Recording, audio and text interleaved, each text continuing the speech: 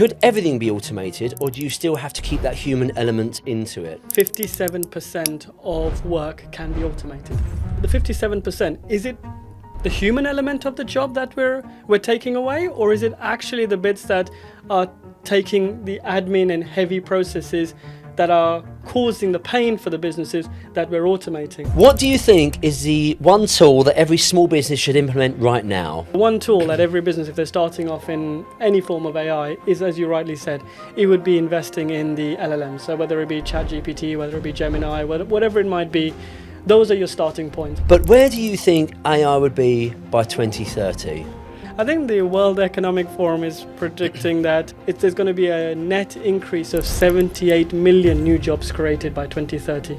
Taz, Hello. thank you very much for coming and working on it. Thank you for having me. I appreciate the time. Thank you. That's brilliant. So what I would like to do, and what I do with everyone, is I tend to sort of like go back to understand how they arrived where they are now, and perhaps any characteristics that may have been adopted at a much younger age, or some ideas that's kind of brought them forward to where they are now. Wow. I find that there's some connection, Yeah, but where did you kind of grow up? What got you into tech to begin with, that sort of thing? Tell us a bit of a story. That bit of a you. story. I mean, when you said we were talking about automation and AI, I was like, I didn't realize we were going this far back. Yeah. So, no, it's good. I mean, to be honest, for me, I grew up in Chelmsford, which is quite nice, nice and quiet sort of life out there, to be honest. And I still live there now, to be honest. I sort of had an opportunity to do my, I guess, primary school years in Dubai. Okay. Which was really nice, and which was obviously a different experience completely. But funnily enough, my introduction to tech came probably when I was sort of in my teens.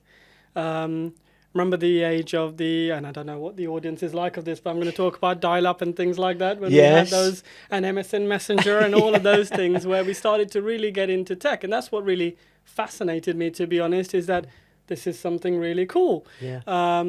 And I remember actually, it was at the age of 16, I built my first website. And at that time, it was kind of messing around with code. I'm not a very good coder, to be honest. I mean, the team will kill me if I tell you that I can code, to be honest, so I'm not going to pretend I could code. But at that time, it was kind of an early age. There was, I don't know if you're familiar with some of this stuff, there was Flash around. Yes. And, all of that kind of stuff really, really excited me. So I remember at the age of 16, I grew up in quite a business-orientated household. My dad owned a lot of businesses, my uncles owned businesses, and it was kind of drilled into me into that early stage, to be honest. So when I sort of had the opportunity, I was like, okay, you know what? Let's do a website for my dad's business at the time. And ironically, you'll laugh at this one. His business at the time that I was building a website for was a printing business. Oh, okay. So the irony of that, trying to go digital on a printing machine. Yeah. So it was quite funny, but at that time it was great. So I remember doing it, and I think, to be honest, what really then attracted me into this, and this is where I sort of started my journey, is what fascinated me was actually not the code, believe it or not. It was actually the experience. So I would go and I would design the website and design the user journey and look at it, and then I would change it the next month, just because I was fixated on improving and improving and improving. So I ended up probably doing, in that 1 year at the age of 16, a number of different websites for my dad's business. Luckily, at that time, it wasn't really a big thing if you changed the website every so often. So, did it in different ways and different ideas and those kind of things. And I think that kind of spiraled into my sort of early journey into the agency, where my focal point was UI and UX, really looking at the processes, understanding the user journey, and working out how to best map that out. Right. Now, that goes to my early years. How far do you want me to now go into? Yeah. So what's UI, UX? So UI is user interface design. So that is the touch and feel that you have, the experience you get, when you think about what you're looking at and what you're playing with. The UX is sort of the user experience, is like how the experience sort of helps navigate the user through the process. So, when you think of like Apple. I don't know if I'm allowed to use. No, go for it. I'm a bit of an Apple fan too. I don't know if I'm allowed to sort of use brand names in this, but ultimately, when you think about things like Apple, you think about like everything is just the user experience is at one click. You should be able to do anything. Yeah. And those are or like when Google, when you think about the search, you just think about the search bar they have on the page. So it's all about the user experience, about how you navigate that user through the best process. So they kind of combine it together. But somewhat, I guess, there are differences between them, and I guess together is what kind of makes them really powerful in what the user experience is and how they navigate through, whether it be a system, whether it be a website, or whether it just be a general process. It's that experience that the customer or the user feels as they're navigating through it. So that was quite a good in-depth. So would you say that you kind of learnt tech quite early on then, it seems, isn't it? Like you had a curiosity about it. I had a curiosity, tech. Yeah, definitely had a curiosity about it. I remember sort of I had the opportunity also to work for my placement year at IBM, and that spiraled because I had an IBM machine. So my first, I think I had a machine before that, and I do not know the tech behind this. To be honest, this is the worst place I'm when it comes to hardware.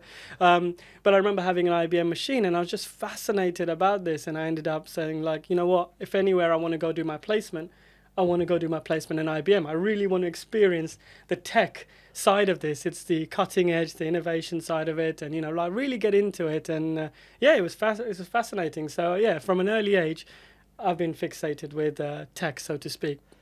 So did you then go into IBM straight after that then? Like, what did you go, the period of IBM? So the period of IBM was brilliant. Like, I really enjoyed it and ended up with my specific outlook, rather than going into the actual code or the tech side of it, because that wasn't really my skill set. Like, my skill set, as I say, is all about processes, journeys, user experiences, and that kind of thing.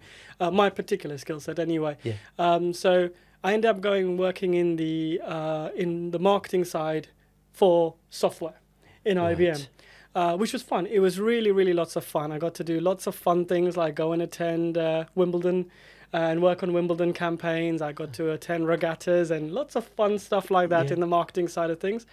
But then I sort of, once I had that opportunity to work in such a large like company, I found that my entrepreneurial side, I guess if I put it that way, or my business driven like, I guess the family side of the being brought up in a business environment, I guess suddenly took over, and I was like, this is fun, but I want to do something by myself for a while. So when I graduated, I didn't go back. I incorporated my company on the day I graduated, or close to the day I graduated. Oh wow! Yeah. So you really just took the plunge and went for it. Yeah. Wow. Yeah, it was fun. I mean, I ended up. So a couple of friends, myself and a couple of friends, we kind of got together and said, what do we want to do? And it was funny because at that time I was going away for we planned, like, we'd done our exams, final year was over at university. We'd booked our trip to LA to go have some fun, and I was like, but I don't want to go and do a grad job. Yeah. And funnily enough, that resonated with a couple of my friends as well. They turned around and said to me, neither do we. So we ended up sort of saying, well, should we try doing something together? And that's what we did. So when I originally sort of started up the company, it was a couple of friends, myself, we sort of decided to just plunge into it, and we sort of started looking into the sort of the web development side of things, and that's where our journey sort of began. It sort of changed over the time and to where I am now. So obviously when I originally started it, it was with a couple of friends, and then, as you know, life kind of gets in the way. One of my friends ended up moving to Miami, and one of the other friends ended up moving to Africa. Oh, okay. So I ended up in a situation where I was like, this is very hard because the time zones are completely different. I'm trying to run a company here in the UK, and by that time we'd already started doing a lot of projects.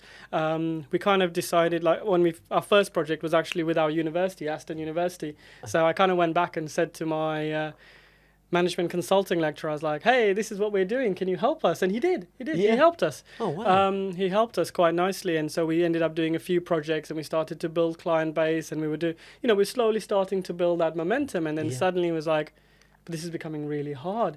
And sort of ended up being that, we had to split. Because it just wasn't viable. Like, you got the time differences, you kind of got people in different places. And as much as pre-COVID, you could, in our role anyway, you could be a hybrid anyway, or you could be at work remotely. Yeah. It was still hard to run a business at an early stage. So I ended up then just going at it myself here, which was an interesting period. But for me, I'm quite a positive person. So I always kind of look at it in the sense that when one door closes, another one opens. And a friend of mine who I go rock climbing with, he was like, oh, I need to introduce you to someone. And he introduced me to Tom, who is my current co-founder. Oh, okay, yeah, right. So in the end, he was there doing his thing, contracting. He comes from like a very tech background. He's computer science, PhD, that kind of side of it, where he studied. I won't question him around the tech side of things. Yeah. So this is why I say is if I say I claim I do code, I'm gonna it's gonna be I'm Give you a bit of a hard time straight after. I'm gonna have a hard time when I get back to the office. But so he was there and he was kind of going at it from that perspective, and I was going at it from a UI UX perspective, and we just started working together. That's where Vibe Agency was really born. It was born sort of around about maybe 12 years ago. And since then, we've just grown the agency together to where we are today.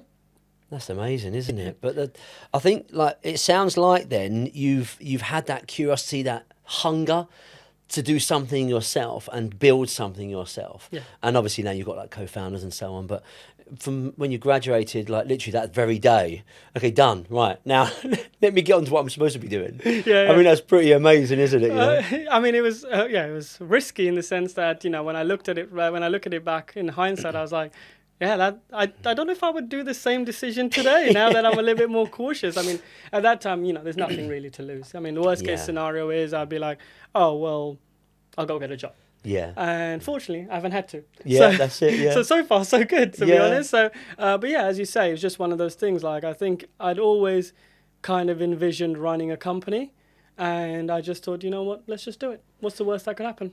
Yeah, and do you know what? It's really funny actually because I dropped my son off to school this morning.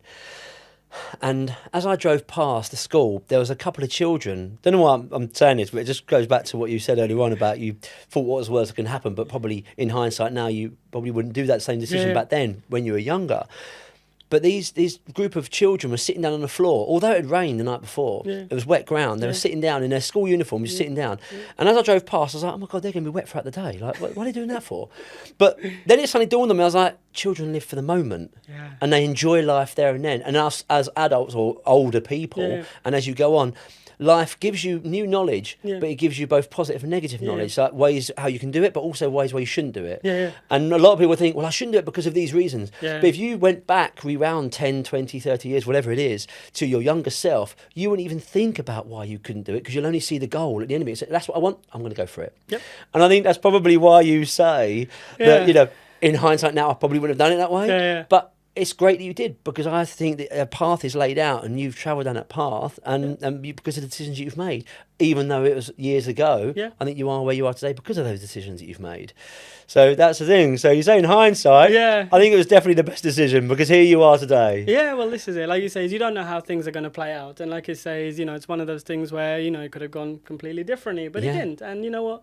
As you say, rightly say, when you are younger, you finished university and you're like, I can take on the world kind of thing. You have that mindset. The fear is not even there. Yeah, you kind of do it. And, it's funny, you mentioned like children actually, like, it's the same thing. Like, I have a daughter and sort of she's 5 years old and it's hilarious. Like, she's just learning, like she does a lot of gymnastics and cheerleading and stuff like that. She's really got into that recently and she'll be practicing handstands on the wooden flooring.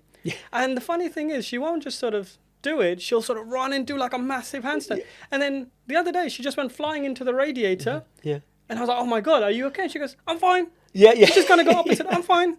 And did it again. And it's crazy when you start to look at it in that perspective. You rightly say, I guess naturally, as you go older, you start to get more cautious. But That's right. you know, when you look at it in the younger stages, yeah, you definitely have a little. You know, I guess, yeah, you take the bull by the horns. I think That's probably right, the yeah. statement, And I think those that really succeed massively so and make some huge differences are those that don't even see that fear factor. They keep their younger self at mind all of the time, and they just go for it, you know. And if they fail, they fail. It doesn't matter. They just keep going and keep going. I think that's amazing. So Vibe Agency then. Yes. So you got yourself and Tom. Was it 12 years you've been running? Approximately. I think I've lost count of the years, to be honest. But yeah, it should be around. It's been so good. It's been good. Time's flown by. It's been great. It's been great. Like, you know, we kind of started as this 2-person agency where Tom and I were in this, like, we're like, we should take this seriously. Yeah. And we're like, let's get an office. Yeah. So that's what we did. And we kind of did that. And we were like, okay, cool. There's 2 of us sitting in an office together. Yeah. Cool. What are we going to do next? And then we're like, cool, we'll hire someone. Yeah. And then we hired our first staff member, and it gradually grew. So now we have our own team, like you say, we have UI, UX. We do sort of the front-end, back-end developers in the team. You've got QA. We've got project managers in the team. And that's just grown over time. Like, as our offering and as our services have developed as an agency or as a company even, it's just grown, to be honest. And it's been fascinating. Like you say, it's each year, I can't believe it. I feel like I only gave the 2025 kickoff presentation, where we always do it in January. We get the team together, we look at the strategy for the year, and I can't believe it. I'm having to prep for the 2026 one, crazy. which is going to start next year. So this is why I say the years have just kind of flown by, and it's been fun. It's been a lot of fun. So you operate worldwide, or just sort of like, is it just like England, UK, and UAE? Or we have operated, I mean, we have had clients. Most of our work tends to be in the UK. Okay. That's where we tend to operate. And that's not to say we haven't. We've done lots of fun work outside of the UK as well. We've done the States, we've done Europe, we've done Middle East and stuff like that. But our focal point has been, and most of our client base has matured and grown from the UK. Yeah. It's where we sit, to be honest. But that's not to say otherwise. At the moment, we are looking at how we tackle an international market. I mean, the positive thing about tech is that it's a global market. That's right. So yeah, for us, exactly. it's Fortunately so. Yeah. Yeah. So Vibe Agency, what is it you do? What pain do you ease? Good question. That's a really good question. So for us, our goal is quite simple. We look at automation. So we look at businesses that have critical processes, look at ones that are very admin or manual heavy at an operational level. So really where the work happens for our clients, and look at how we can build solutions, tools, tech, platforms to help make them more efficient. Just really streamline those processes so our clients can move faster and smarter, really, to be honest. And that really tends to be our goal. Would you say that with those systems that you're putting in, because I know that we'll get onto AI and all that sort of stuff in a sec, but obviously the way things are, and the old way of doing business was sort of like, if you needed things done, you would hire small people, so therefore you can grow and scale, etc. But with the systems that are out nowadays, and as you say, like the company that you've built as well, you're leveraging those systems and implementing them in key areas. But would you say, and perhaps you'll agree or disagree, is could everything be automated, or do you still have to keep that human element into it? That's an interesting conversation. That's an interesting conversation, because there's a lot of obviously there's 2 sides to the debate around automation. There's obviously the fear factor that automation is coming for our jobs, and I shouldn't really quote this, to be honest, but I haven't fully. You're gonna.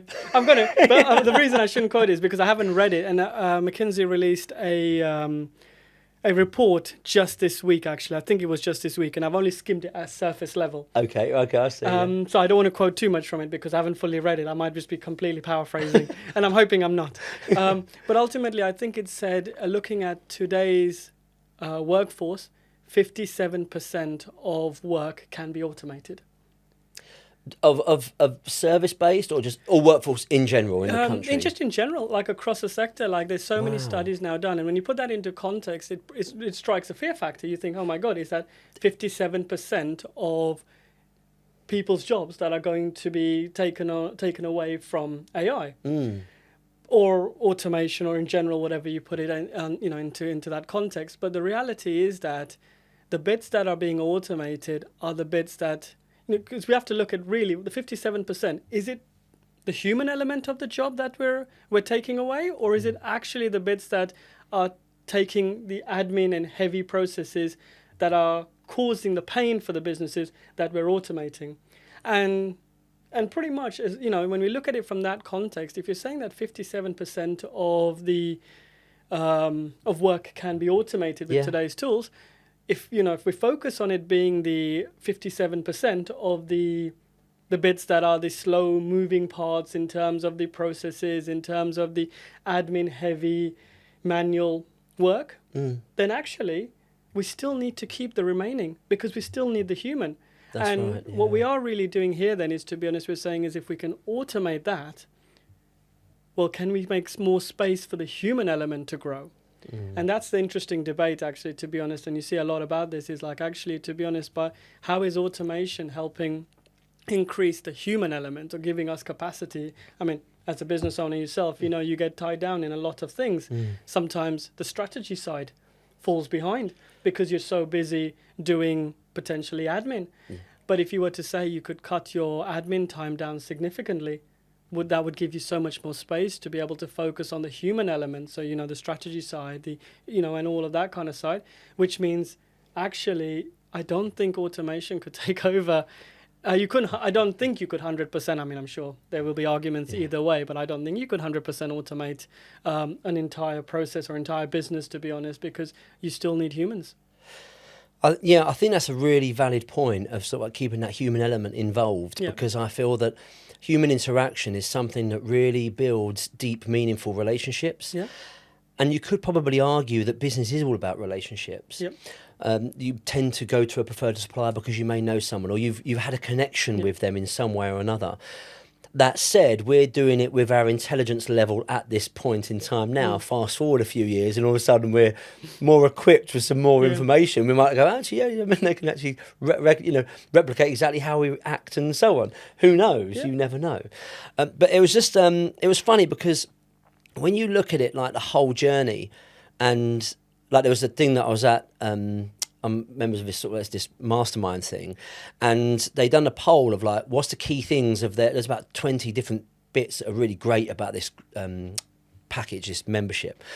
And they done a poll of, out of all of the things, what's the top 10 things that everyone really enjoyed, or perhaps would want to see more of, less of, and so on. And the first one was the accountability. So like having that accountability, because no matter who you are, how successful you are, you have to have that accountability. Even if you're very, very strong enough to hold that accountability yourself, then amazing. I'm sure the likes of Elon Musk and Steve Jobs do that. They're probably their hardest critics. But then also the second was the human element, like the regular meetups. Yep. Not on Zoom, not actually in the same room. Yeah. And some of the stuff that was 3 and 4 and 5 was amazing stuff. You're like, God, I'd pay just for that. Yeah. But it was really funny that those two things, the accountability and that human element, the meetups in person, was the top 2 out of like about 20 items. And so I do think that it's so important to still keep hold of that. But I think those that fully automate, and this is just me, I'm not a tech background, I'm just saying it from my own experience and point of view, I think that there's a place for it to coexist. Yeah. And that's what I believe. I think it's having, like you say, the fundamentals of like the strategic parts and the stuff that can be the day-to-day, but the stuff that really helps build relationships, eventually then builds business, let that be still human input or element part of it, And that's exactly it. And I think that's, as you say, we don't know what the future's going to hold around this. I mean, it's rapidly changing and evolving, which is fantastic to see. But as you rightly said, at this particular stage, there is human need. And I think a lot of the studies are actually showing that the way roles will evolve will be hybrid. So the idea will be that the bits that can be automated, businesses will automate. So, where things are like, very data heavy or manual or, a lot of data entry, things like that, where, you can get away from those, and the tools, the skills and the software now exists for those kind of things. So obviously businesses will probably be investing heavier in that so that they can increase more on the human side. And I think this hybrid approach is probably what we're going to see next. Who knows? Maybe it'll end up like Terminator. We don't know. But until now, I think what we are seeing is this hybrid approach where humans are needed for those those specific human elements of the process, and they will act. I guess if you put it in this way, they'll orchestrate. They'll be like conductors. Yes. And they will be managing these automated processes. So I kind of see that kind of happening more and more. Yeah, I think with also, it's funny you mentioned about the time element as well, because I use ChatGPT, and I use it like the paid version, so I've got my agents, etc., that I bill for all my projects and such. But the time it's saving me is insane. Yeah. So I tend to have, like, every couple of weeks I have like an on the business day, and I can literally get so much. I can cover so many areas of business in like one day. Whereas before I used to have like one day to do one bit, one area. Yeah. Now I'm doing all of them in one day. Yeah. All because I've got it all set up in these projects. So it's made me more faster and more productive. Yeah. Just me, let alone everyone else is using it in a far more advanced way than I'm using it. You know, so it's quite crazy, isn't it? Really, the tools it's bringing. It is, and I think that's where we're seeing at a surface level at the moment, is we're seeing a lot of this stuff like really kind of getting deep rooted into the work or the processes that we do, because it does save a lot of time, and at the moment that is the biggest sort of valuable asset for businesses. Time. It's like, how do you make the most out of the time that you deliver, whether it be the resource or the capacity of your team, whether it be for yourself, and you want to try and do as much as possible. And I think leveraging tools like that are great because they allow you to do that. So a lot of people say that, like, or it's said that people are not really scratching the surface of the AI as it currently sits right now. Yeah. And of course it'll progress. Probably we'll get out of this podcast studio and it will progress to another, like 20%. Who knows? It's so fast. But as it stands right now, what do you make of that statement? Do you think people are using it to its maximum, or are we literally barely scratching the surface? No. Okay. This is very much the on topic, like on point conversation at this point in time. Like you see, I think one of the studies actually just showed that, like, when you put into context, we're kind of in this fun experimental stage at the moment. Yes, that's a good way of putting it. The last couple of years have been fun. They've been experimental. I think now the interesting thing's happening, and this is the interesting sort of, there's this sort of mood shift in the sense that people are now going, okay, this was fun, but what's the value? What are we doing it for? Why are we doing it? Where is our return on investment? So now, like you do with anything in business, when you're talking about investing in anything, whether it's investing in people, investing in processes, or investing in assets, whatever it might be, you're always talking about return on investment. But when it comes to AI, up until now, everyone's been like, we'll do a bit of this, we'll do a bit of that, and it's been fun. It's been fun. Lots of experimentation has happened, but I think now we're really getting into the nitty-gritties of it, and I think that's the next thing we're going to see coming forward, is that a lot of businesses will be asking the question is, why? What business value is this going to deliver? What return of investment am I going to get out of this? And I think then we'll start to see the real traction of, kind of getting beyond that surface level you described to really getting into the core side of it. I mean, there's some brilliant, like, cases that you see, like, are now starting to come out where you're seeing AI used in a very sort of real world practical element, like healthcare. I mean, we do a lot of work in healthcare, and as I say, I was talking about it yesterday for the NHS, and it's, when you put it into context, there's some real brilliant stuff happening, but again, still very much at an experimental stage, but we're starting to now see it. I think, I was fixated by this. They were saying, I think one of the studies was that they're able to spot brain lesions much more accurately with AI than you could do with the human eyes. So some of the smaller ones that you couldn't necessarily see, they were being, AI was starting to improve that process. So when you put that into context about the deliverability of the service or healthcare, suddenly you start to see, okay, now we're improving the quality of care. I think there were other ones where, it was interesting, some of these, these conversations that we were having. It's, there's just, I think there are just so many now use cases where they're starting to slowly take impact. And I think this is now, we're starting to see the engine really move, like we're starting to see that, us push that little bit further. So I think we are starting to come out of that surface level and moving into sort of a more sort of, and I think a more deeper level. And I think the conversation will be around why. What is the business value we're getting out of using this? Yeah. So when you say the surface level, do you mean like things like ChatGPT, Grok, and Gemini? People like you're saying, it's really funny you mentioned about the fun side of it, because people, they think, oh, this is amazing, quickly whack that in chat and you can figure out this. And everyone have a little play, don't they? Oh, what about this? What about that? Yeah. But then it's like, after a while, it's like a toy. It kind of, you get bored a bit. But then it's like, okay, how can I really use this to implement into what I do and benefit what I'm trying to achieve and that sort of thing? Is that what you mean by base level? Well, I think it's more a case when I mean base level or surface level, I sort of mean along the levels of like, okay, we're using the tool, but with no purpose. So when you put it into context, you're using ChatGPT or using all of these tools that are there, but how does this fit into the bigger picture of your business? How is this going to accelerate, or how is this going to 10x your business, if you want to put it into that context?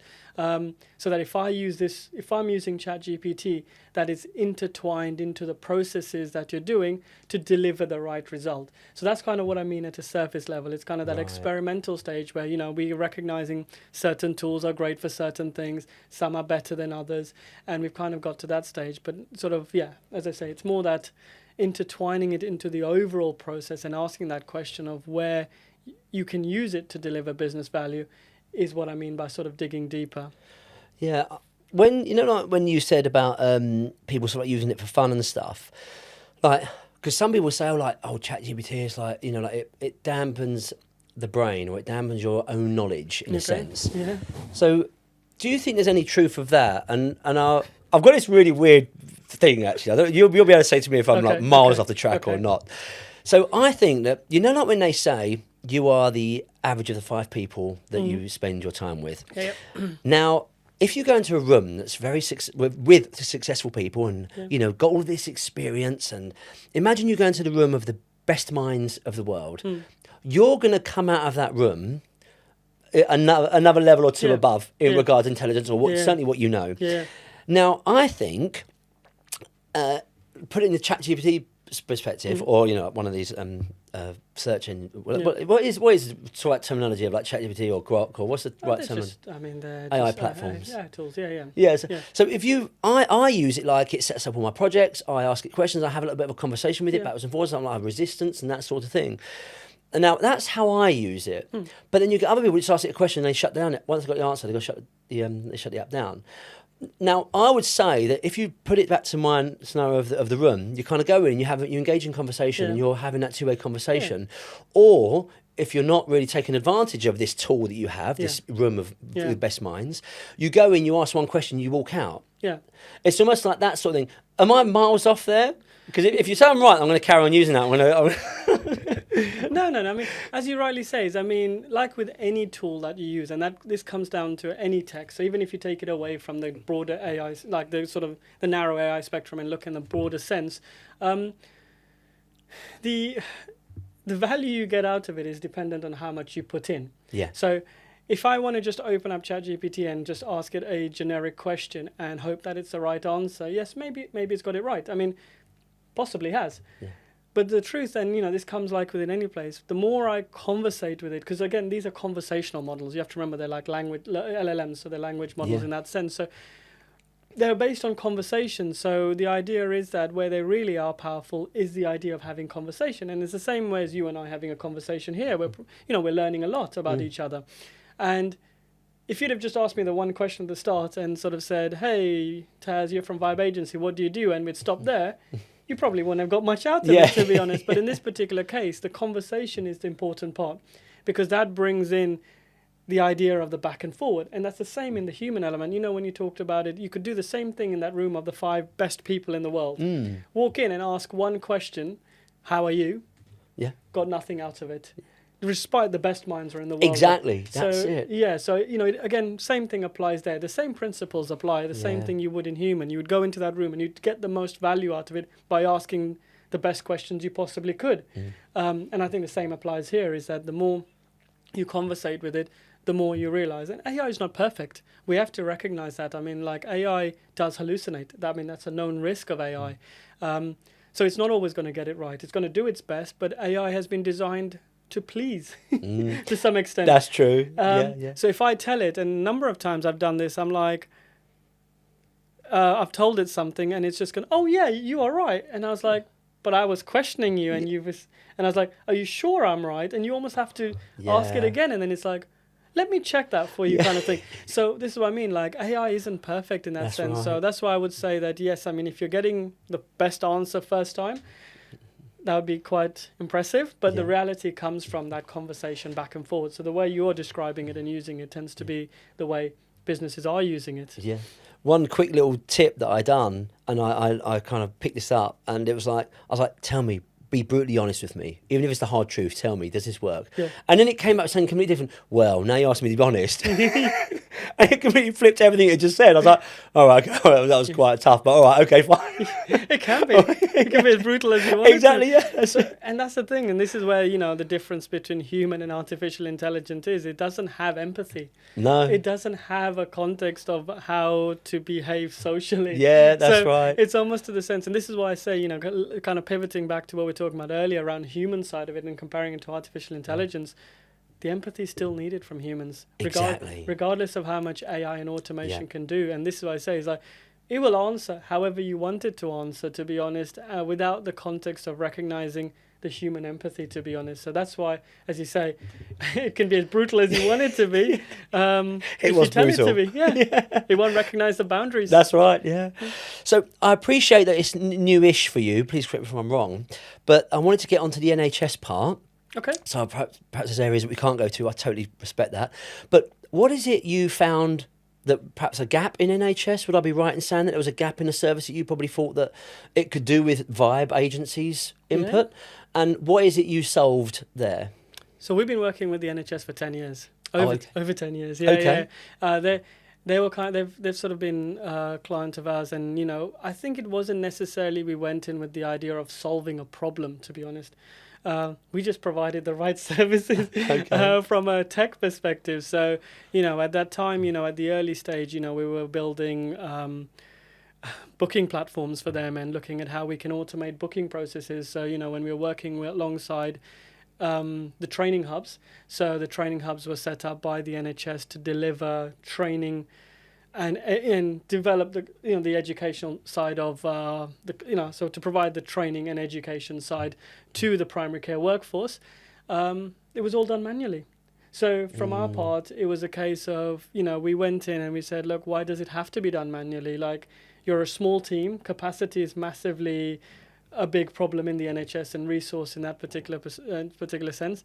Why don't we build tools and platforms and custom solutions that will help you automate this process? So, you know, we started off building, you know, very simple booking platforms that then grew into much larger platforms and then started growing into reporting platforms. So, you know, they were then reporting on to the governance and like reporting back to NHS England and things like that based on the performance and the value that the training hubs are adding. So suddenly, when we started doing that, the teams that sat behind it were no longer trying to manage bookings and saying, oh, we've just had someone email in because they want to attend this training that we're putting on whatever the training might be. That was just self-served. So, you know, the users could access this, book themselves on, you know, and we then even grew the platforms into having staff capability where the managers could book their staff into training and things like that. And, you can just do it all online.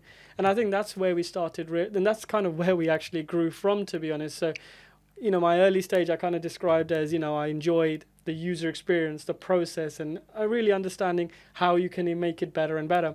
And that's kind of how the thought process, and Tom and I are both similar in that particular sense, which is why we fit so well together. But ultimately, yeah, it was just, we've kind of evolved and grew from that. And that's where we started then realizing that actually the work that we do is very much about going in, looking at disconnected tools, manual processes, and working out how can we automate them to free up the time or the capacity for the humans, as we described them, to do the real work that they need to do. Yeah. And I think maybe the one you were describing was the project we're doing with the LMC, the one that we're rolling out to the GPs. Yes. Local medical committees. Yes. Yeah. So that one. I didn't want to say too much. I don't know where we're at, but I just No, that one is a new project we're working on, and again, it's the similar problem. The the local medical committee are responsible for supporting the GPs. We're working with Essex at the moment in terms of looking at how we can start there. But the idea is that they have a small team, probably under 10 staff. I don't know the exact number, but give or take. You're probably bang on, yeah. And with the demand as well. But they look after 1,200 GPs. 1,200 GPs they look after. So now if you put it into context that way, they have 1,200 GPs in Essex. And that's not just GPs that are static. There's 10 that's managing that. Yeah. So when you put it into context, there is a sort of a committee level and somewhat so forth. But if you look at the core team, yeah. So when you then put it, and that's not a static set.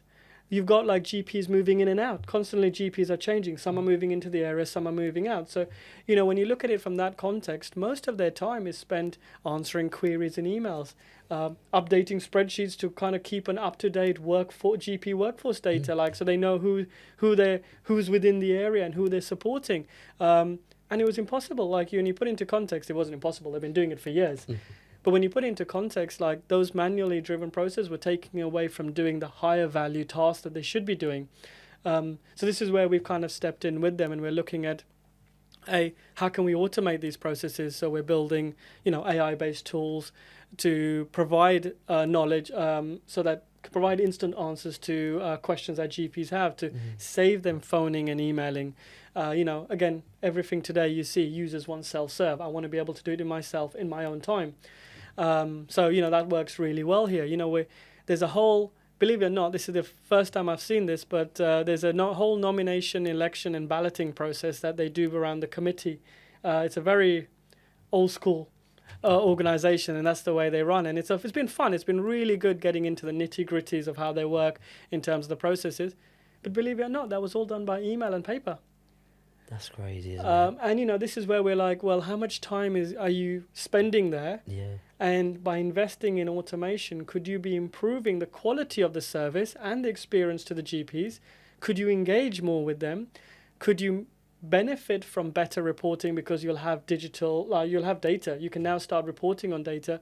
And actually then you can spend your time as a team focusing on the higher value tasks. And I think that's where, as I say, that's where we kind of found our place. And most of our projects or clients or that, the organizations we work with, it's a similar kind of problem. It's like, where can we improve or make things efficient? And sometimes the processes are there.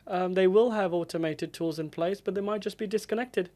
One system is here and another system is here, but there's duplicate entry. And then you're looking at, well, I can't get a full clarity in terms of reporting between the two. And that's where we bridge the gap. So sometimes it's not always just going in there and knowing that this is a completely manual and admin process, but sometimes it's actually they already have processes in there, and how can we improve those processes to make them more efficient for them? So you mentioned about connecting them, etc. Is that on platforms that's already available, or do you build your own platforms to bridge those two systems? So like the NHS, I guess, did they have many systems in place, like automation systems? Did they have those in place? They are. They're investing. This is where I probably shouldn't comment. Okay, all right, no worries. Okay. But no, I don't think it's anything like that. But I think one of the big factors, and this is one of the stats from yesterday's talk I had, so it's fresh in my mind. Okay. 70% of clinicians' time are spent on admin. Wow. 70% of the clinicians' times are spent on admin. So when you put that into context, they're only doing 30% of the time. And this is not quoted by me. This is in the NHS workforce data. They've identified.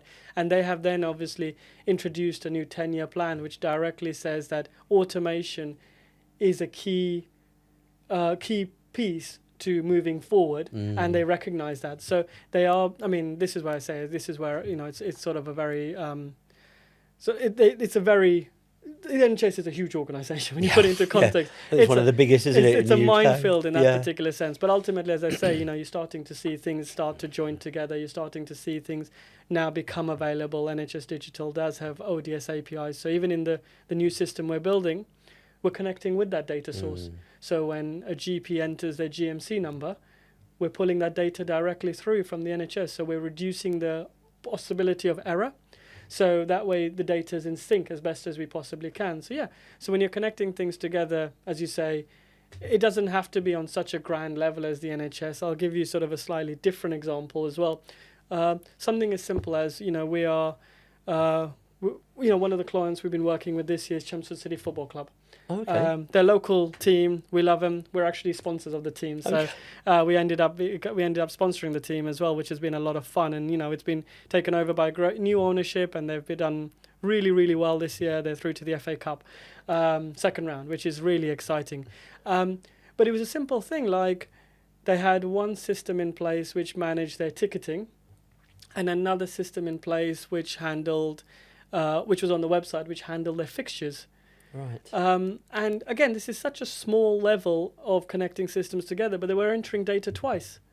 So they were entering the fixtures on the website because all the fans who wanted to book tickets needed to know the latest fixtures.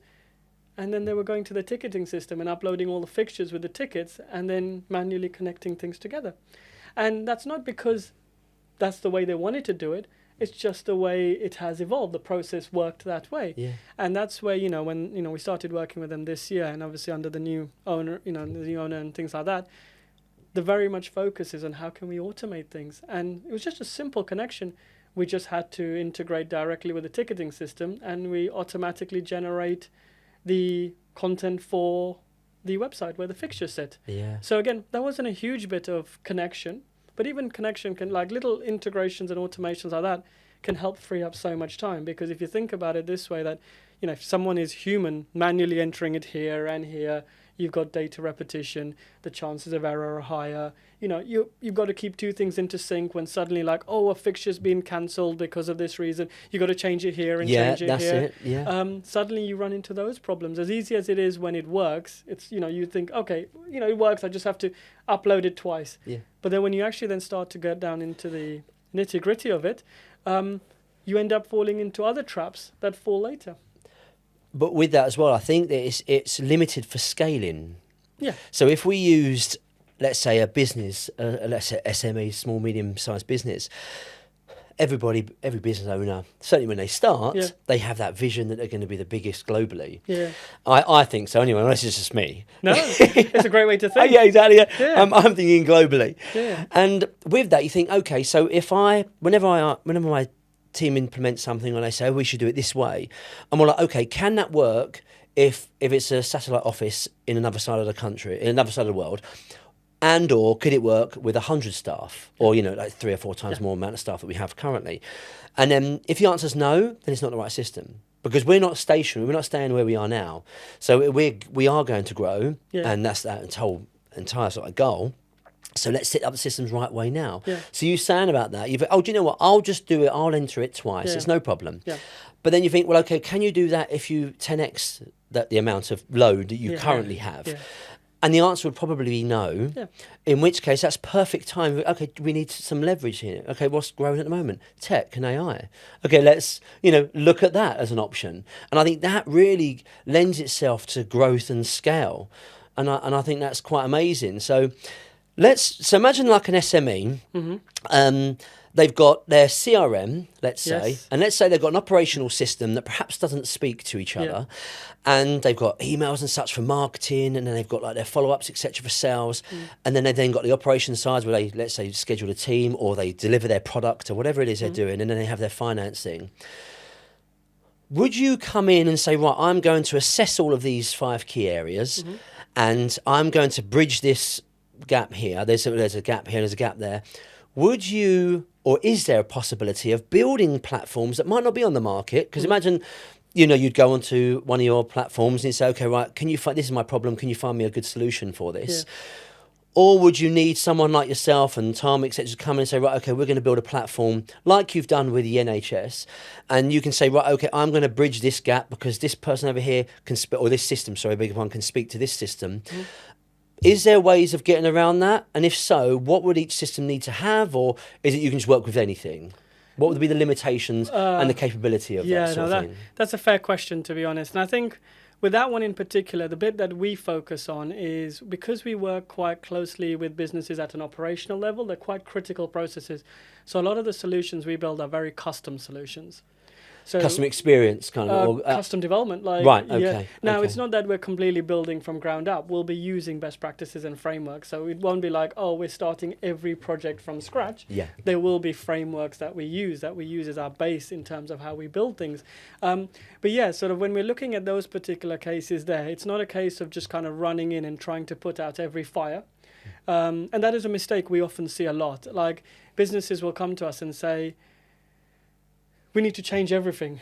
And you're like, but that's not possible. You're going to try and change everything overnight. I mean, you just completely uproot your entire business, your legacy that you've built over how many years, what works, what doesn't work. We don't even know what works or doesn't work yet. So the reality is that, and this is something we do quite a lot of, is actually we look and kind of dig deep into understanding which are the processes that are going to help you deliver the highest return. Kind of going back to that conversation about why and ROI earlier, that also feeds into how we look at things when we sit down with clients. So yes, it might be nice that we have the perfect automated system, but the reality is, unless you have the manpower, the budgets, that kind of side of it to invest into it, the reality is that what we have to look at is there is a limited set of everything. So what is the areas we tackle the most that are going to, what are the highest pain points that are going to give you the best return? And so the first job we have actually isn't necessarily going in and saying, let's get your CRM talking to this, to this, to this, to this, to this. That's not the case. It's actually understanding where does the problems lie, really kind of digging deep into those, and then actually sitting down with the client and recognizing to say, or whatever the overall structure looks like, actually we're going to invest our time into this, and this bit, because actually these are the three biggest pain points we have. And from that, we'll then we'll look at the solution around it. Sometimes the solution will be just integrating systems together. Sometimes the solution will be building or building a custom platform or something like that. So each individual client, because we work on that level of very custom solutions, it looks very different for every client. But in general, the pain point is still the same. But for us, it's really kind of making sure that when we sit down with the client, we're trying to invest the time, the energy, the budget, the resources into the spaces where we can help them get the maximum return. And that tends to be where we often start, or we always start rather, but tends to be a common problem we face, where clients will come to us and say, this is our business, let's change everything. Yeah. Because could you imagine changing your business up overnight? Yeah. And what would happen? It would break down immediately. Yeah. Too many changes in one go. Yeah. That's terrible. And sorry, just to add one more point to that, Sure. actually, is when you talk about systems and tools, the real crux of how well it's working is only when you have it in practice. So when you start having real users using those systems and those tools and those kind of things, then you start to get to the problems that, okay, well, actually, it works like this and works like that. So even as we're implementing, we don't just go out there and throw and say, here's your fresh new system, thank you very much. We have to build it bit by bit. So we have to be like, okay, well, this process we're going to be replacing.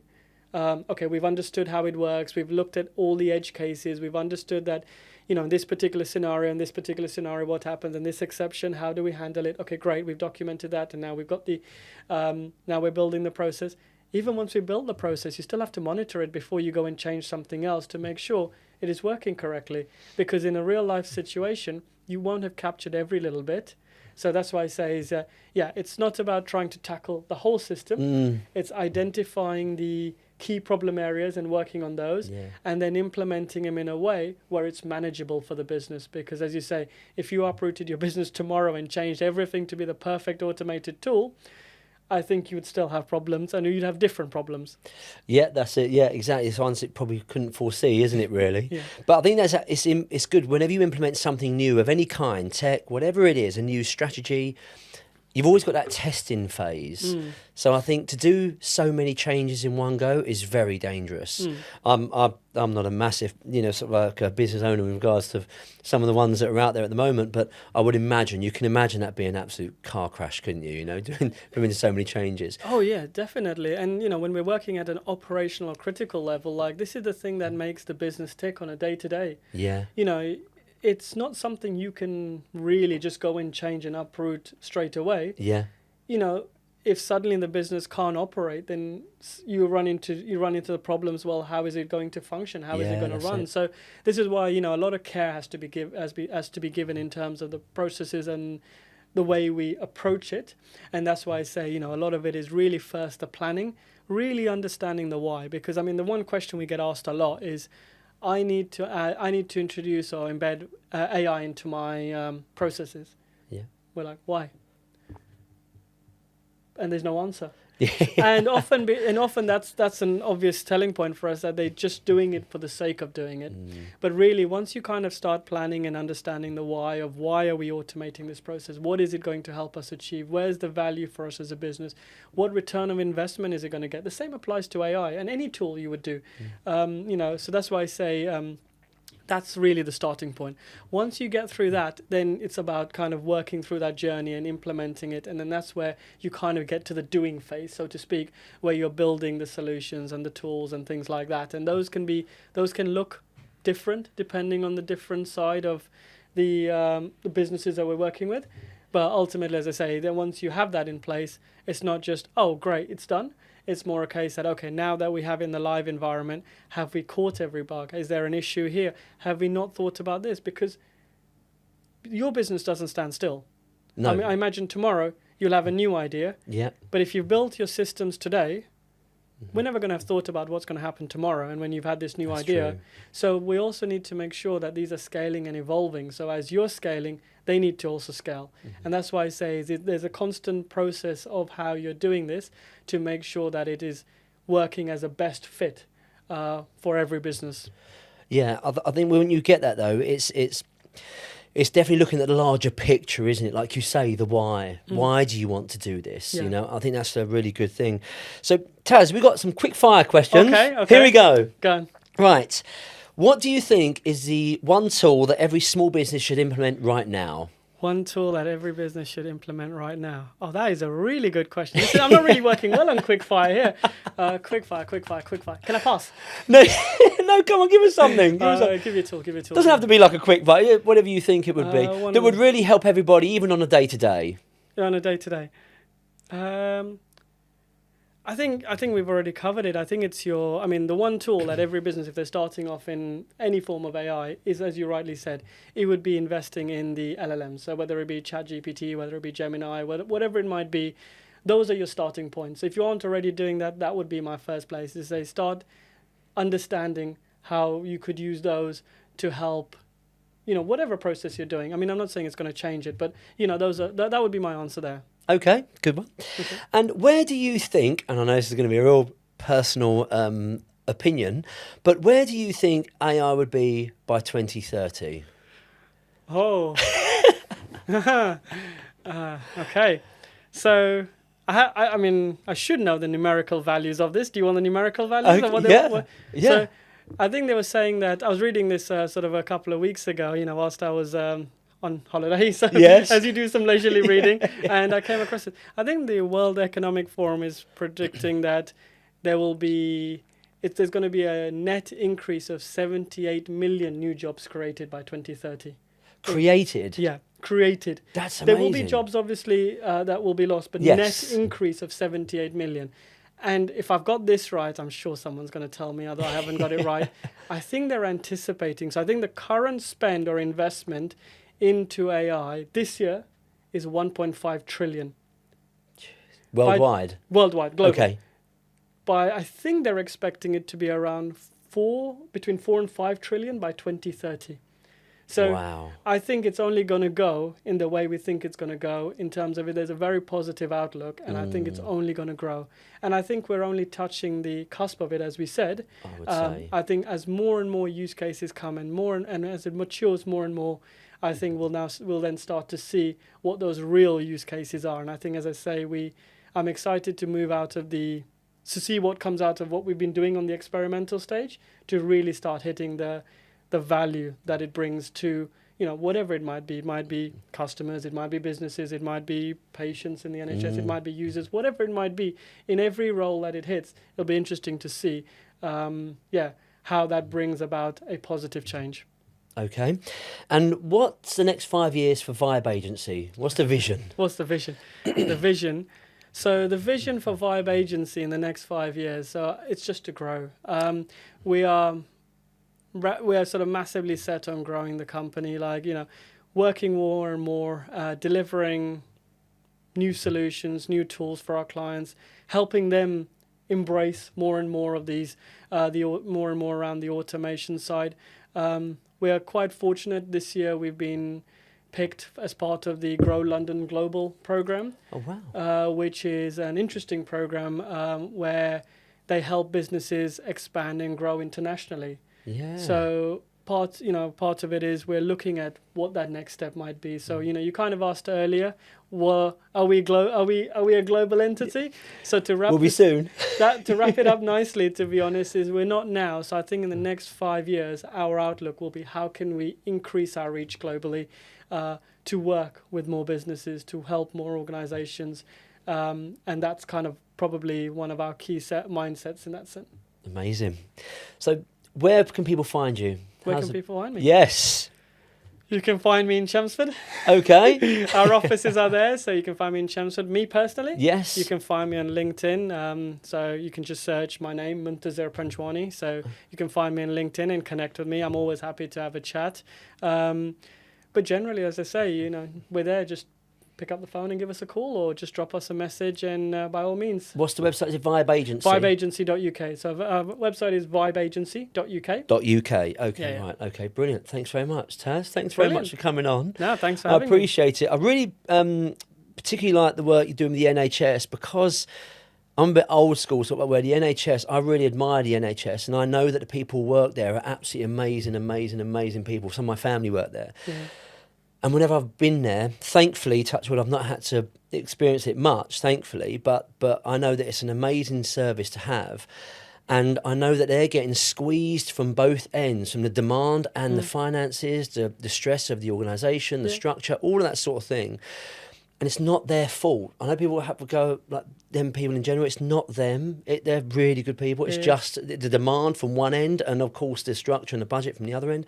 So if you can do something with that to leverage their stress, then that's amazing. So I really appreciate that. I'm really interested to see how that unfolds. So. Yeah, well, I'll keep you posted. To be honest. As I say, more and more we are trying to, and it's not only specifically NHS, it's like healthcare organisations and providers. I mean, just to mention, we are mentors on the NHS's Clinical Entrepreneurs Programme. So we're seeing these innovations come through under the Clinical Entrepreneurs Programs, and we're mentors helping them sort of guide the tech process. So whatever we can do to give back like that, we're trying in that sense. That's like brilliant. We're happy to share our knowledge. It's not a kept secret by any means. The work that we do, we enjoy doing, and that's kind of the passion or the livelihood of what we do and why we do it. But also we enjoy working with the clients, and we enjoy solving problems. So kind of like we said earlier in the earlier part, like I have a curious mind. I enjoy solving problems. Tom does too. And so when we have a great team in the office, and they do too as well. And so when we get to solve these problems, we feel good about it because we've helped, though we're not clinicians ourselves, but it's nice to have had a small impact. But generally, as I say, we do as much as we can to support, and I think it's I'm excited to see what more we can do. Brilliant. Taz, thank you very much. No, thank you. I appreciate it. Thank you for having me. It's been fantastic.